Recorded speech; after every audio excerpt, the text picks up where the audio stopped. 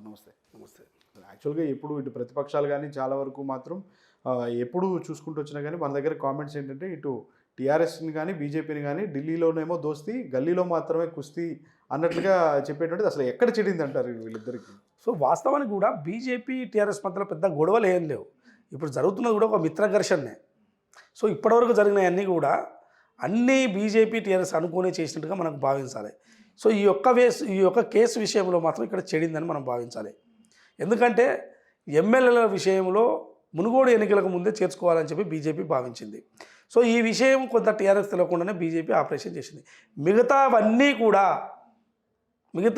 కూడా BJP TRS కలిసే చేసిందని మనం భావించాలి. ఈవెందో నేను ఎందుకు ఇట్లా చెప్పాల్సి వస్తుందంటే, కాంగ్రెస్ పార్టీ ఎమ్మెల్యేలను 12 మంది ఎమ్మెల్యేలను ఏ ఉద్దేశంతో తీసుకున్నారు కేసీఆర్ గారు? 88 స్థానాలు గెలిచినాయి 2018లో. 88 స్థానాలు గెలిచిన టీఆర్ఎస్ పార్టీ ఇండిపెండెంట్లు కలుపుకొని 90 స్థానాలు చేరిండు. మిగతా చిన్న కూడా ఒక పార్టీలోకి వస్తామని చెప్పారు. మొత్తం ఎంఐఎం 30 కూడా వీళ్ళకే మద్దతు. మొత్తం 100 స్థానాలు ఉన్న టీఆర్ఎస్ పార్టీ ఏం అవసరం ఉందని 1 మంత్లోనే కాంగ్రెస్ పార్టీ ఎమ్మెల్యేలు ఆపరేషన్ చేసింది. ఎందుకు? నీకు ఏం అవసరం ఉన్నది? అంత తొందరపాటు ఎందుకు?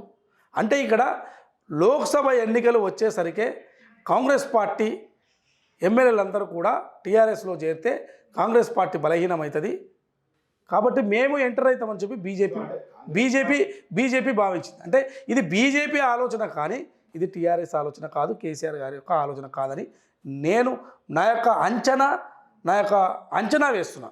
నా అభిప్రాయం కూడా కాదు, అంచనా వేస్తున్నాను. ఎందుకు వేస్తుంటే కేసీఆర్కి అవసరం లేదు. బీజేపీ ఇచ్చిన ఆలోచనతో కాంగ్రెస్ పార్టీ ఎమ్మెల్యేలను టీఆర్ఎస్లో చేర్చుకున్నారు. ఇదంతా మరి కలిసి జరిగినట్టే కదా. అప్పటివరకు అన్ని బిల్లులకు మద్దతు ఇచ్చారు కదా. సో ఇదంతా కలిసే చేసుకున్నారు. అంతా కలిసి కాంగ్రెస్ పార్టీని బలహీనపరచాలని చెప్పి బీజేపీ ఇచ్చిన ఆలోచన స్క్రిప్ట్ను మ్యాప్ను కేసీఆర్ గారు అమలు చేశారు. కానీ ఇక్కడికి వచ్చేసరికి ఏమవుతుంది? ఏదో ఆబ్వియస్లీ బీజేపీ బలపడాలనుకున్నది. సో బీజేపీలో ఓన్లీ కాంగ్రెస్ ఎమ్మెల్యే మీరు చేర్చుకోవడం వల్ల కాదు, మీ ఎమ్మెల్యేలను కూడా మేము చేర్చుకోవాలని చెప్పి బీజేపీ భావించింది. సో అందుకోసమే ఇది జరుగుతున్నది. ఇక్కడ కొంత వారిద్దరి మధ్యలో ఘర్షణ మొదలైంది. ఈ ఘర్షణ సీరియస్గా కొనసాగుతుందా లేదా అనేది ఇంకా మనం 2-3 నెలలు వెయిట్ చేయాలి. కనీసం 1 నెల 2-3 నెలలు వెయిట్ చేస్తే తెలుస్తుంది. ఇప్పటివరకు అయితే వారి మధ్యలో మిత్ర ఘర్షణ అనేది జరుగుతుంది. మొన్నటి వరకు సహకరించుకున్నారు. ఈ విషయంలో మిత్ర ఘర్షణ జరుగుతుంది. సో నువ్వు ఇది అంటే నేను అదంట, నువ్వు లిక్కర్ అంటే నేను ఈ కేసు అంట అనే లెక్కల liquor versus farm house case లాగా ఉంది ఇది. అదే ప్రధాని మోదీ చేసిన వ్యాఖ్యలు కూడా ఇటీవల మన హైదరాబాద్లో ఇటు వచ్చినప్పుడు చేసినటువంటి వ్యాఖ్యలు కూడా చూస్తే క్లియర్గా ఆయన ఎక్కడా కూడా ప్రతిపక్షం గురించి, అదే అధికార పక్షంలో ఉన్నటువంటి టీఆర్ఎస్ పార్టీ గురించి ఎక్కడా కూడా మాట్లాడకపోయినా కానీ, అంటే మాటలు మొత్తం దాని మీద ఉన్నా ఎవరి పేరు ఉచ్చారించకుండా, అంటే ఇటు కేసీఆర్ పేరు కానీ ఉచ్చరించకుండానే ఆయన మాట్లాడిన పరిస్థితి చూస్తే మాత్రం చాలా సీరియస్గా ఉన్నట్లే కనిపించడానికి చాలా సీరియస్గా ఉన్నట్టే కనిపిస్తుంది. కానీ ఇక్కడ కేసీఆర్ కూడా ఏంటంటే మోదీ పాలన దించాలి అని ఆయన ధిక్కార స్వరం వినిపించినటువంటి పరిస్థితి కనపడుతుంది. కానీ ఇప్పుడున్న పరిస్థితి చూస్తే మాత్రం ఇద్దరి మధ్య పచ్చగడ్డి వేస్తే బగ్గుమన్న పరిస్థితులు అయితే కనపడుతున్నాయి అంటారు. నేనేమంటున్నా అంటే ఇక్కడ తేజ, నేను ఇది సీరియస్గా నేను భావించట్లేదు. నేను మొదటి నుంచి కూడా చెప్తున్నా. ప్రధానమంత్రి గారు ఏదో సీరియస్గా ఇండైరెక్ట్గా ముఖ్యమంత్రి గారు డైరెక్ట్గా అన్నారు అనుకోండి. ఎప్పుడు నేను నమ్ముతానంటే, మీరు చేసిన ఆరోపణల మీద మీరు నిలబడ్డప్పుడు మేము నమ్ముతాం. నా అలాంటి వాళ్ళు నమ్ముతారు, నేను నమ్ముతా. సో ఓకే, మీరు కింద కొంత జనాన్ని కన్ఫ్యూజన్ చేస్తుండొచ్చు, మమ్మల్ని కన్ఫ్యూజన్ చేస్తుండొచ్చు, కానీ నేనైతే కన్ఫ్యూజన్లో పడట్లేదు, మేమైతే కన్ఫ్యూజన్లో పడట్లేదు. మీరు చేసిన ఆరోపణల మీద మీరు ఎందుకు నిలబడట్లేదు? కాళేశ్వరంలో 1,00,000 కోట్ల అవినీతి జరిగిందని మీరే ఆరోపణలు చూసిన మీ బండి సంజయ్ గారే చెప్పారు, అమిత్ షా గారు చెప్పారు, నడ్డా గారు చెప్పారు. సో ప్రధానమంత్రి కూడా కరప్షన్ గవర్నమెంట్ అని కూడా చెప్పారు.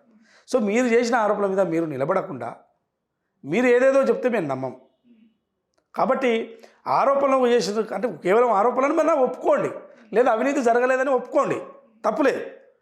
మేము ఏదో రాజకీయంగా ఆరోపణలు చేసినామని చెప్పండి. కేసీఆర్ గారు ఎటువంటి అవినీతి చేయలేదని మీరు చెప్పండి, మళ్ళీ వేదికల మీద చెప్పండి.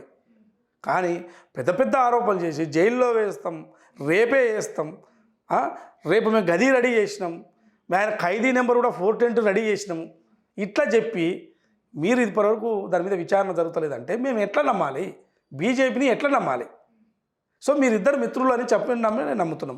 నిజంగా మీరు కాళేశ్వరంలో అవినీతిని బయటికి తీస్తే, మిషన్ భగీరథలో అవినీతి బయటికి తీస్తే, మిషన్ కాకీర్తిలో అవినీతిని బయటికి తీస్తే, మీలో చిత్తశుద్ధి ఉన్నట్టు, మీరు ధర్మంతో నడుస్తున్నట్టు, మీరు అవినీతి పెకిలిస్తున్నట్టు, అప్పుడు బీజేపీని నమ్ముతాం. ఊరికేనే ఆ పార్టీ ఎమ్మెల్యేలు ఈ పార్టీలు చేసుకొని ఈ పార్టీ లేకుండా చేసి టీఆర్ఎస్ వర్సెస్ బీజేపీ లెక్క రాష్ట్రాన్ని చేస్తామంటే అది కొంతకాలం నడుస్తుంది. ఫైనల్గా జనరల్ ఎలక్షన్ వచ్చే వరకు ఇది నిలబడదు. ఎప్పుడు నిలబడుతుంది అంటే మీరు నిజంగా కేసీఆర్ మీద చేసిన ఆరోపణలు కట్టుబడి దానికి నిలబడి చర్యలు తీసుకొని విచారణ జరుగుతుంది. ఎందుకంటే విచారణ సంస్థలు జేబు సంస్థలని పేరు మీరు అరెస్టులు చేయకండి, ఉన్నది బయట పెట్టండి, న్యాయ వ్యవస్థలను తాకండి, సిబిఐ సంస్థలకు ఇవ్వండి, వివరాలు ఇవ్వండి. ఇవన్నీ మీరు ఇస్తే మీరు రారా? లేకుంటే మీ దానిలో ఏమంటే ఒక ప్రజా సంఘాలు వస్తాయి మాలాంటి వాళ్ళు వచ్చి ఇవ్వండి ఇస్తాం, వాయిస్ వినిపిస్తాం కదా, ఉన్నాయని చెప్తే ఆధారాలు ఎవరితో ఉందో సేకరిస్తాం కదా మేము. మీరు చేసిన మీ దగ్గరనే ఉన్నాయి ఆధారాలు అని మీరు చెప్పిర్రు. సో ఆధారాలు మాకు ఇస్తే మేము తీసుకుపోతాం కదా. మీరు కేంద్రంలో దగ్గర మీ దగ్గర చాలా ఉండొచ్చు ఆధారాలు, మేము ఇస్తాం కదా పోయి సంస్థలకు. మీరు చెప్పండి మరి. ఇది మీరు ఆర్పణ చేసి ఊరుకుంటే ఎవరు నమ్మరు. మీరు ఇంతకుముందు చెప్పినట్టు రాజకీయాలు కొత్తగా రిక్రూట్ చేసి పార్టీ నిర్మాణం చేసుకోండి, లేకుంటే ఈ ఆరోపణల మీద కట్టుబడి విచారణలన్నా జరగాలి. Thank you so much.